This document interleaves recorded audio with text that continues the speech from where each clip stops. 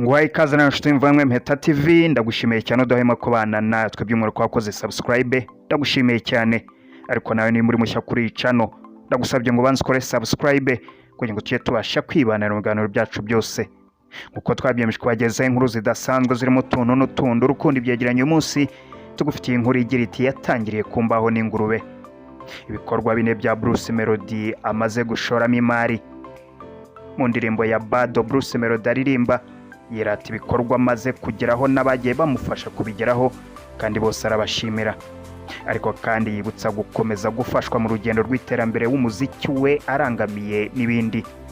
Imyaka 13 ishize ari mu muziki, uyu muhanzi ayifitemo ibikorwa bifatika bigizwe n'ibikombe binyuranye yagiye yegukana, ibitaramo yaririmbyemo n'ibindi. Uyu muhanzi agaragaza ko yinjiye mu muziki mu wa 2011. Kuva icyo gihe arakataza mu bikorwa bye bya muzika, ariko aza kubihuza n'uruhande rwo gushora imari mu bindi bikorwa. Mu mwaka wa 2018 wabaye umwanya udasanzwe kuko aribwo yegukanye irushanwa rya Primus Guma Guma Superstars, kuva ubwo aranzika mu bikorwa bye. Mu mwaka wa 2023 yahagarariye u Rwanda mu bihembo bya Trace Award ndetse abasha no kwegukana igikombe. Ni umwaka udasanzwe kandi kuri we kuko yataramiye bwa mbere muri Leta Zunze Ubumwe za Amerika mu bitaramo yahuriyemo na Shaggy. Muri iyi myaka yose yagiye akora ibikorwa byo gushora imari mu bikorwa birimo nka televiziyo, ndetse aherutse gutangaza ko yinjiye mu bafatanyabikorwa b'ikipe ya basketball ariyo yitwa United Generation Basketball. Reka noneho tuze turebera hamwe urutonde rw'imishinga ine Bruce Melody yashoyemo imari ye uko tubikesha ikinyamakuru kinyarwanda.com.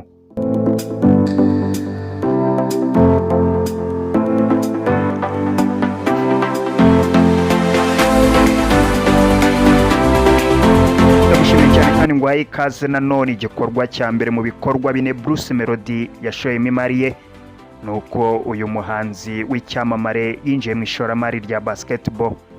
Ku gicamunsi cyo kuri uyu wa kane tariki ya 18 Mutarama mwaka 2024, Bruce Melody yatangaje ko afatanyije n'ikipe bakorana irangajwe imbere na Karomba Gaël wamamaye nka Coach Gaël, batangiye imikorane n'ikipe ya United Generation Basketball nk'umushoramari akaba n'umufatanyabikorwa wayo. Iyi kipe ya UGB yashinzwe hagamijwe guteza imbere no gushyigikira urubyiruko rwiyumvamo impano zo gukina umukino wa basketball. Mu itangazo rigenewe abanyamakuru bavuze ko Bruce Melody n'ikipe bakorana banyuzwe n'intego z'iyi kipe, biyemeza gushyira itafari ryabo ku rugendo rw'iyi kipe. Bakomeza bagira bati ubu bufatanye bugamije kuzamura impano z'urubyiruko, kubafasha gukurikiza inzozi zabo no kugira uruhare mu guteza imbere imyidagaduro hamwe na siporo muri rusange.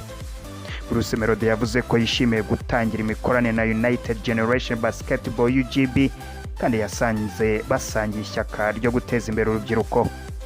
Yakomeje agira ati ntabwo turi hano gushora imari, turi hano kugira ngo tuzamure UGB ku rwego rwiza mu irushanwa kugeza ku gikombe cya shampiyona. Umunyemari Coach Gaël avuga ko ku intego n'icyerekezo cy'ikipe byatumye bifuza kugirana imikoranire nayo. Yavuze ko ishoramari ryabo rirenze gukorana n'iyi kipe, ahubwo barajwe ishinga no kubaka ibigwi bizasiga amateka. Yavuze ko intego yabo ari ugutsinda kandi iyi kipe ikaza imbere mu zegukana ibikombe mu rugendo rwo guteza imbere siporo n'ubukerarugendo. Iyi kipe isanzwe ihagarariwe na Jean-Luc Cyusa ungirijwe na Mugarura Kenny usanzwe ari murumuna wa Coach Gaël.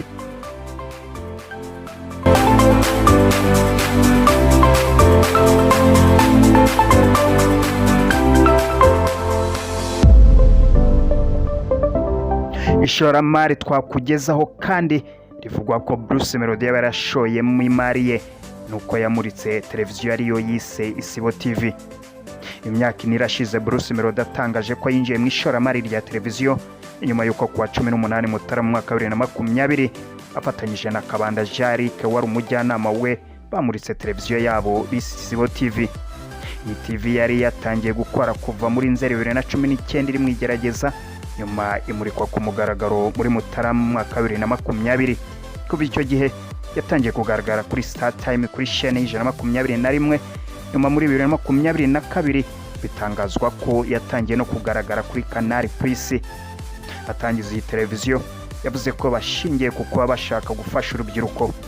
ati iyi televiziyo ni y'urubyiruko, ni iyacu twese. Twatekereje kuyitangiza kuko twabonye hari icyuho, twashaka ko urubyiruko rwidagadura. Ishingwa ry'iyi televiziyo ryakuriwe n'amakuru yavuga ko uyu muhanzi atari we washinze Isibo TV, ahubwo ko yifashishijwe kugira ngo imenyekane. Kuva iyi televiziyo yashingwa, ibikorwa bya Bruce Melody byahawe umwanya w'imbere kuri iyi televiziyo.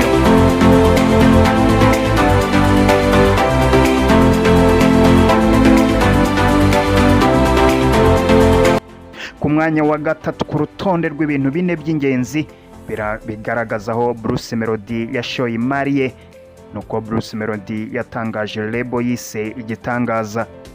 Mu bihe bitandukanye Bruce Melody yumvikanye avuga ko ashaka gushyira itafari ku rugendo rw'umuziki w'abandi bahanzi mu rwego rwo kugaragaza uruhare.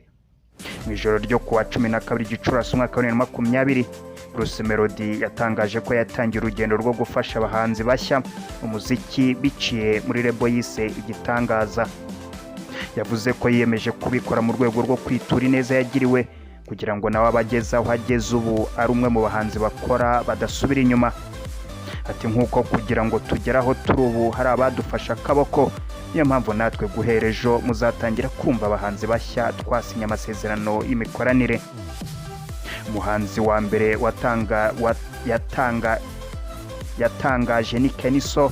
Bruce Melody amutangaza akaba yaragize ati Imana iha umugisha urugendo rushya dutangiye ku mugaragaro, kandi nizeye ko dufatanyije tuzabasha kugera kure hashoboka. Nyuma hatangajwe ko yasinyishije Kizigenza. Hashize umwaka umwe Bruce Melody yatangaje ko yatandukanye na Kizigenza ndetse na Keniso kubera igihe cyari kigeze cyo kwikorana ari bonyine.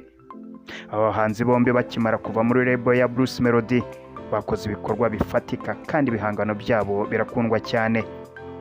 Kizigenza aherutse kumurika album ye yise Yaraje, ni mu gihe Keniso aherutse gushyira hanze extended play ye yise Stronger Than Before.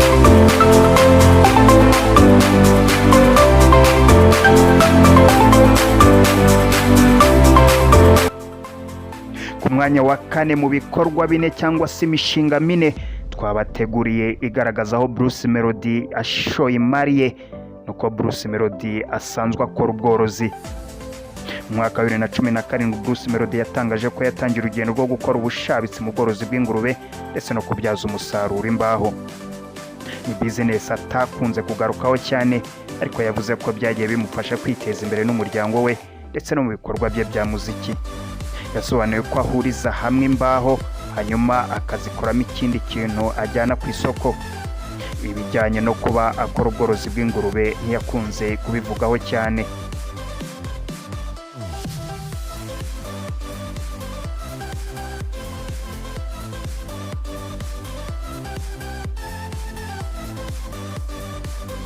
Ndagushimiye cyane utahwemye kubana natwe byinshi kuri iyi nkuru igira iti yatangiriye mu mbaho n'ingurube. Turayikesha urubuga rw'inyarwanda.com, bayagerageje kutwereka ibikorwa bine Bruce Melody amaze gushoramo imari. Nimba wumviye inkuru hari ikigufashije ntugende utabitweretse muri comment, kandi niba hari igitekerezo wifuza gusangiza abandi utwandikire kuri 0739157240. Iyo nimero ikaba iri kuri WhatsApp. Ni wari mushya kuri channel ariko ugenda utakoze subscribe kugira ngo tubashe kwibanira mu biganiro byacu byose. Imana ibarinde naho butaha.